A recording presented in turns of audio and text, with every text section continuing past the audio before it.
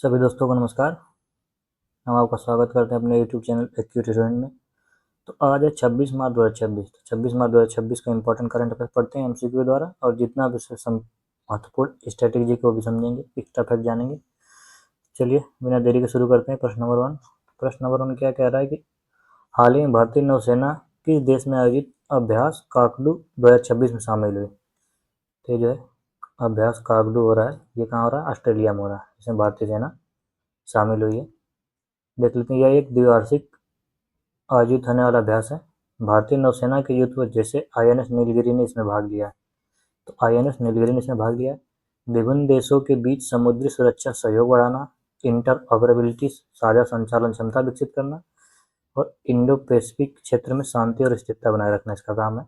यह अभ्यास royal Australian navy द्वारा आयोजित किया जा रहा है, जिसमें इंडो पैसिफिक क्षेत्र के 18 से अधिक देश और 20+ वेसल्स भाग ले रहे हैं।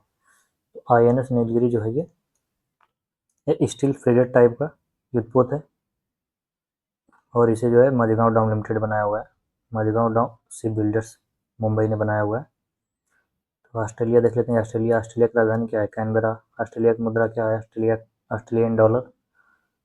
और यहाँ के पीएम कौन है ऑस्ट्रेलिया के पीएम है एंथनी एल्बनीज। हमें ये भी ध्यान रखना है।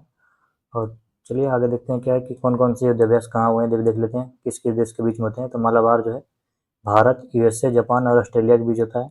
वरुण जो है भारत और फ्रांस के बीच होता है। वरुण अभ्यास ये जो नौसेना का है। इंद्र भारत और रूस, इसमें तीनों सेनाएं का होता है। इंद्र भारत और रूस के बीच में होता है। हाउसी इंडेक्स ये भारत और ऑस्ट्रेलिया का नौसेना का अभ्यास है। हैंड इन हैंड भारत और चीन का थल सेना का अभ्यास है। युद्ध अभ्यास ये भारत और यूएसए का थल सेना का अभ्यास युद्ध अभ्यास। गरुड़ जो है भारत और फ्रांस का वायुसेना का अभ्यास है गरुड़। और सेन्यू मैत्री जो है ये भारत और जापान का वायुसेना का अभ्यास है। और सी ड्रैगन 2026 ये गुआम में आयोजित किया गया था। इसमें अमेरिका, भारत, ऑस्ट्रेलिया, जापान और न्यूजीलैंड के प्रतिभागी भाग ले रहे हैं। तो सी ड्रैगन 2026 कहाँ हुआ है? ये गुआम में हुआ है। चलिए अगले प्रश्न पर चलते हैं कि क्या कह रहा है। पंगुनी रथ उत्सव का आयोजन किस मंदिर में किया जाता है? तो पंगुनी रथ उत्सव का आयोजन जो है ये श्री रंगनाथ स्वामी मंदिर में किया जा रहा है। देख रहे हैं तमिलनाडु के तिरुचिरापल्ली श्रीरंगम में स्थित प्रसिद्ध श्री रंगनाथ स्वामी मंदिर में 11 दिवसीय वार्षिक पंगुनी रथ उत्सव का शुभारंभ हो रहा है। तो कहाँ पे हो रहा है? ये हो रहा है श्री रंगनाथ स्वामी मंदिर में। ये है कहाँ पे? तमिलनाडु में। इस उत्सव के दौरान मुख्य देवता नम पेरुमल को विभिन्न वाहनों पर मंदिर की सड़कों पर घुमाया जाता है। यह उत्सव पंगुनी माह मार्च अप्रैल के दौरान आयोजित किया जाता है। तो ये पंगुनी माह में मार्च अप्रैल में के दौरान आयोजित किया जाता है। और ये कहाँ का है? ये तमिलनाडु में। किस मंदिर में होता है? श्री रंगनाथ स्वामी मंदिर में। देख लेते हैं आगे चल के कि कौन कौन सा उत्सव कहाँ होता है। तो चाप चारकूट जो है मिजोरम का है। सरोल कहाँ है? झारखंड का है। हट्टी रिसाला महोत्सव ये महाराष्ट्र का है। स्पुतिक गस्तर उत्सव कहाँ का है? ये लद्दाख का है। निंगोल चकोबा मणिपुर का है। मेरा हो चोंगबा उत्सव ये भी मणिपुर का है। नुआखाई महोत्सव ये उड़ीसा का है। जात्रा महोत्सव उड़ीसा का है। और बेदिन खलम उत्सव कहाँ का है? ये मेघालय का है। और गणेश उत्सव कहाँ का है? गणेश उत्सव महाराष्ट्र का है। चलिए अगले प्रश्न चलते हैं। क्या कह रहा है कि जून 2026 में भारत और चीन के मध्य 7 साल के अंतराल के बाद किस दर्रे के माध्यम से सीमा व्यापार फिर से शुरू होने जा रहा है? तो जो है लिपुलेख दर्रा फिर से शुरू होने जा रहा है। तो लिपुलेख दर्रा यह उत्तराखंड के कुमाऊं क्षेत्र को तिब्बत चीन से जोड़ता है। जून 2026 से यहाँ से स्थानीय व्यापारियों के लिए व्यापार फिर से शुरू होगा। यह कदम 2020 में कोविड-19 महामारी के दौरान लगाए गए 7 साल के प्रतिबंध को समाप्त करेगा। तो 2020 में जो कोविड-19 था इसको बंद कर दिया गया था, इसे फिर से खोला जाएगा 2026 में। और देख लेते हैं भारत और चीन के बीच प्रमुख दर्रा कौन सा? नाथुला है, सिपकिला है और लिपुलेख है। नाथुला कहाँ पे? सिक्किम में। सिपकिला कहाँ पे? हिमाचल प्रदेश में। और लिपुलेख दर्रा कहाँ है? उत्तराखंड में। अभी विभिन्न दर्रे देख लेते हैं किस किस राज्य में। तो सिक्किम में कौन कौन सा है? सिक्किम में नाथुला, जेलेपला, नाकुला और झोंककाला, ये कहाँ पे? सिक्किम में। हिमाचल प्रदेश में देख लेते हैं कौन सा है? रोहतांग, बाड़ालाचाला, कुंजुम दर्रा, सिपकिला दर्रा, पीन पार्वती, ये कहाँ पे? हिमाचल प्रदेश में। जम्मू कश्मीर के दर्रे देख लेना जोजिला, बनिहाल, पीर पंजाल, वुरजील और खारदुंगला, ये कहाँ के? जम्मू कश्मीर के। अरुणाचल प्रदेश के देख लेते हैं दीपू, बोमडिला, यांगयाप, बुमला, ये कहाँ के? अरुणाचल प्रदेश के। चलिए अगले प्रश्न चलते हैं। चौथा नंबर प्रश्न क्या कह रहा है कि किस राज्य सरकार ने अपने बजट 2026-27 में सबसे गरीब परिवारों के लिए मुख्यमंत्री अपना सुखी परिवार योजना शुरू किया है? तो ये कहाँ पर शुरू हुई है? ये हिमाचल प्रदेश में हुई है। कौन सी? मुख्यमंत्री अपना सुखी परिवार योजना। तो हिमाचल प्रदेश में 1 लाख बीपीएल परिवारों को मुख्यमंत्री अपना सुखी परिवार योजना में शामिल किया जाएगा।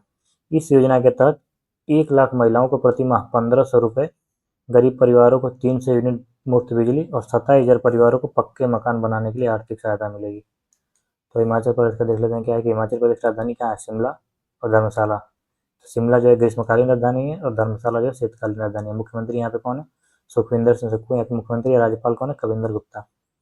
यहाँ के देखना राष्ट्रीय उद्यान ग्रेट हिमालयन नेशनल पार्क, जो यूनेस्को विश्व धरोहर स्थल है, एवं पीन वैली नेशनल पार्क। तो ये कहाँ पे? हिमाचल प्रदेश में। सतलुज, ब्यास, रावी एवं चिनाब यहाँ की प्रमुख नदियाँ हैं। भारत का पहला पूर्ण रूप से धूम्रपान मुक्त राज्य। धूम्रपान मुक्त राज्य पहला कौन सा? हिमाचल प्रदेश। चलिए 5वें प्रश्न पे चलते हैं। क्या कह रहा है कि central armed police force CAPF general administration bill 2026 को संसद में किसने पेश किया है? ये पेश किया है गृह मंत्री अमित शाह जी ने। देख लेते हैं। होम मिनिस्टर अमित शाह द्वारा राज्यसभा में central armed police force general administration bill 2026 पेश किया गया है।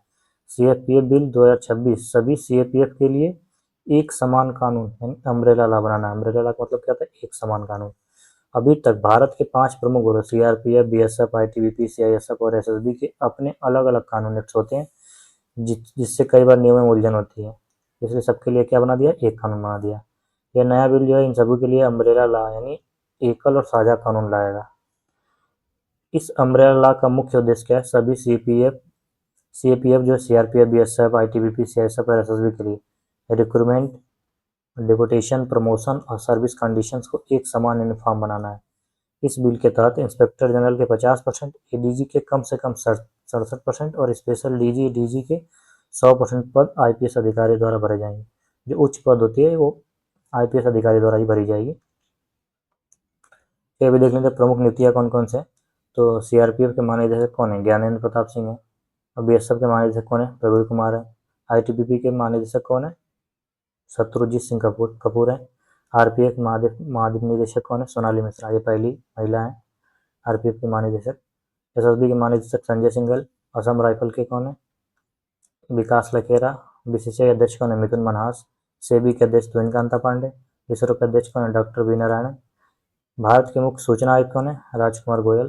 केंद्रीय सतर्कता आयुक्त के कौन है? प्रमोदी कुमार श्रीवास्तव। राष्ट्रीय महिला आयोग अध्यक्ष कौन है? तो विजया किशोर राहटकर है। राष्ट्रीय पिछड़ा आयोग अध्यक्ष कौन है? साध्वी निरंजन ज्योति। और राष्ट्रीय मानवाधिकार आयोग अध्यक्ष कौन है? न्यायमूर्ति बी रामा सुब्रमण्यन। चलिए इसका भी ध्यान रखना है। अगले प्रश्न पर चलते हैं। क्या कि अनलाइकली पैराडाइज पुस्तक के लेखक कौन है? तो अनलाइकली पैराडाइज पुस्तक के लेखक कौन है?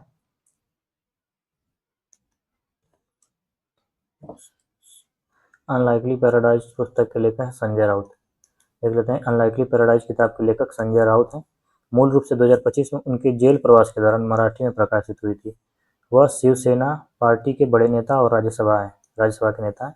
साल 2022 में इन्फोर्समेंट डायरेक्टरेट ने संजय राउत को गिरफ्तार किया था। ये जो है 2022 में गिरफ्तार हुए थे तो जेल में जाके इन्होंने लिखी थी। तब उन्होंने मुंबई की आर्थर रोड प्रिजन में कई महीने बिताए। यह किताब उनकी जेल अनुभव पर आधारित है। संजय राउत जो है नेता है ये। आगे देख लेंगे कौन कौन सी बुक किसने लिखी है। द वर्ल्ड आफ्टर गाजा कौन लिखा है? पंकज मिश्रा ने। They will shoot you madam Harinder Baweja की बुक है। Mahatma Gandhi and the environment ये टी एन खोसू की बुक है। Wings of valour Swapnil Pandey. How India scale mountain G20 ये अमिताभ कांत की है। The golden road how ancient India transform the world ये विलियम डेलिम्पल की बुक है। The tiger share Keshav Guha. Flash light Sushant चोई की बुक है। 4 स्टार ऑफ डेस्टिनी ये मनोज मुकुंद नरवानी की बुक है। The sage who reimagine Hinduism the life lessons and legacy of Shri Narayan गुरु ये शशि थरूर की बुक है। शशि थरूर की बुक जो है एग्जाम में पूछता रहता है तो इसका ध्यान रखना है। Atal Bihari Vajpayee the eternal statesman ये किसकी बुक है? ये विजय गोयल की बुक है। चलिए अगले प्रश्न पर चलते हैं। क्या कि हाल ही में महिला सशक्तिकरण में योगदान के लिए किसे ब्रिक्स द्वारा महिला सशक्तिकरण ट्रेल ब्लेजर पुरस्कार सम्मानित किया गया? तो किसे दिया गया है? ये कल्पना सोरेन जी को दिया गया है। तो स्टॉकहोम जल पुरस्कार जो है अभी देख लेते हैं कौन कौन से पुरस्कार किसको मिले। तो स्टॉकहोम जल पुरस्कार 2026 से ये काव्य मदानी जी को दिया गया है। KIS ह्यूमैनिटेरियन अवार्ड 2026 ये नीता अंबानी को मिला है। विलियम डेलिम्पल ने प्रतिष्ठित मार्क लिंटन हिस्ट्री प्राइज पुरस्कार जीता है। The the music academy Chennai द्वारा प्रतिष्ठित संगीत कला निधि पुरस्कार 2026 के लिए जयंती कुमारेश को चुना गया। हिंदी भाषा के लिए साहित्य अकादमी पुरस्कार 2025 से ममता कालिया जी को दिया गया। इनकी बुक कौन सी? जीते जी इलाहाबाद। आर व्यारामूर्ति को ज्ञानपीठ सम्मान 2025 से सम्मानित किया गया। चलिए 8वें प्रश्न चलते हैं। क्या करा कि हाल ही में इंडियन ओपन 2026 स्क्वैश टूर्नामेंट में महिला एकल का खिताब किसने जीता है? तो स्क्वैश की बहुत ही ये इंपॉर्टेंट खिलाड़ी कौन? अनाहत सिंह। आपका ध्यान रखना, अनाहत सिंह किससे संबंधित है? ये स्क्वैश संबंधित है और ये इंडियन ओपन 2026 स्क्वैश टूर्नामेंट को जीत लिया इन्होंने, एकल खिताब जीता है।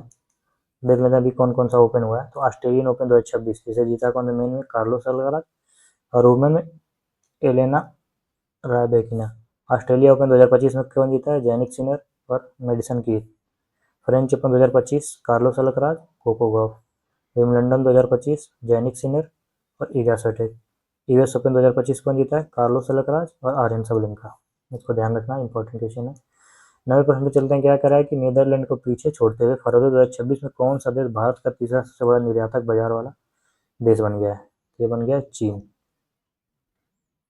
ये जो है नीदरलैंड को पीछे छोड़ दिया। तो वाणिज्य विभाग के आंकड़ों के अनुसार चीन को भारत का निर्यात 32.4% की तीव्र वृद्धि के साथ 1.67 अरब डॉलर तक पहुंच गया है। भारत के कुल निर्यात में पिछले वर्ष की तुलना में 0.81% की गिरावट आई है और यह 36.61 बिलियन डॉलर रहा है। तो भारत का सबसे बड़े निर्यातक गंतव्य वाले देश कौन से? देख लें। पहला पे अमेरिका है, दूसरा पे यूएई है, तीसरा पे चीन है, चौथा पे नीदरलैंड है। तीसरा पे चीन आ गया है। चलिए अगले प्रश्न चलते हैं और अंतिम प्रश्न क्या है कि हाल ही में अंतर्राष्ट्रीय फिल्म महोत्सव का आयोजन कहाँ शुरू हुआ है? तो अंतर्राष्ट्रीय फिल्म महोत्सव का आयोजन कहाँ पर शुरू हुआ है? ये नई दिल्ली में शुरू हुआ है। इसमें 47 देशों की 140 से अधिक फिल्में राजधानी के कई स्थानों पर दिखाई जाएंगी। 47 देश है इसमें और 140 से अधिक फिल्में। इस फिल्म महोत्सव में निःशुल्क सार्वजनिक प्रदर्शन और सांस्कृतिक कार्यक्रम आयोजित किए जाएंगे। अभी देख लेते हैं ऑस्कर पुरस्कार विजेता 2026 के कौन कौन है। ये इसको 98वां अकादमी अवार्ड भी बोलेंगे 2026 वाले की। बेस्ट कास्टिंग का कैसे मिला? कसांड्रा कुलुकुंडिस को मिला है। मूवी कौन सी है इनके? One battle after another. और ये पहली बार इस श्रेणी को शामिल किया गया है बेस्ट कास्टिंग वाला। सर्वश्रेष्ठ अभिनेता जो है माइकल बी जॉर्डन को मिला है। फिल्म कौन सी इनकी? सिनर्स। सर्वश्रेष्ठ अभिनेत्री जेसी बकले। फिल्म कौन सी है? हैमनेट। सर्वश्रेष्ठ निर्देशक को कौन किसे मिला है? ये मिला पॉल थॉमस एंडरसन को। फिल्म कौन सी है? One battle after another. और बेस्ट फिल्म कौन सी है? यही बेस्ट फिल्म है, वन बैटल आफ्टर अनदर। तो आपको ध्यान रखना है कि सर्वश्रेष्ठ अभिनेता माइकल बी जॉर्डन है और भारत की महिला जो है भानु उनको मिला है। क्या शाह शाह को मिला है उनकी फिल्म गांधी के लिए। चलिए 25 मार्च 2026 का रिवीजन करते हैं। खेलो इंडिया ट्राइबल गेम 2026 का आयोजन कहाँ किया जा रहा है? ये छत्तीसगढ़ में हो रहा है। मार्च 2026 में नवगठित राष्ट्रीय दंत चिकित्सा आयोग के पहले अध्यक्ष के रूप में किसे नियुक्त किया गया? कि 2026 में ये पहली बार संगठन बना तो इसका नियुक्त किया गया डॉक्टर संजय तिवारी को, इसलिए इंपॉर्टेंट है कि भारत के सबसे बड़े ग्रीनफील्ड एकीकृत इस्पात संयंत्र की आधारशिला कहाँ रखी गई थी? अनकापल्ली आंध्र प्रदेश में रखी गई है। हाल ही में चर्चा में रही पुस्तक करुणा द पावर ऑफ कंपैशन का लेखक कौन है? तो पावर ऑफ कंपैशन के लेखक कौन है? कैलाश सत्यार्थी।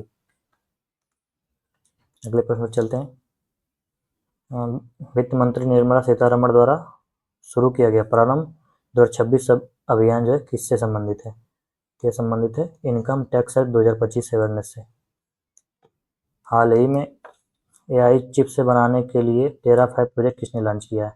तो लॉन्च किया है टेराफाइव एलन मस्क ने। हाल ही में किसे फरवरी 2026 के लिए आईसीसी महिला प्लेयर ऑफ द मंथ चुना गया है? तो अरुंधति रेड्डी को चुना गया और मेल में किसको चुना गया? साहिबजादा फरहान को चुना गया। हाल ही में एग्रीविजन कृषि युवा संसद 2026 नामक कृषि सम्मेलन का आयोजन किस राज्य में किया गया? ये किया गया मणिपुर में। हाल ही में T20 इंटरनेशनल क्रिकेट में सबसे कम उम्र में शतक बनाने वाली महिला खिलाड़ी कौन बन गई? तो रवांडा की हैं फैनी उटागुसिमांडे। हाल ही में दिवंगत के गोविंद भट्ट निम्न में से किससे संबंधित है? ये यक्षगान से संबंधित है। चलिए धन्यवाद। डिस्क्रिप्शन में टेलीग्राम का लिंक वहाँ ज्वाइन कर लीजिए और अभी तक चैनल को सब्सक्राइब नहीं तो सब्सक्राइब कर लीजिए। धन्यवाद।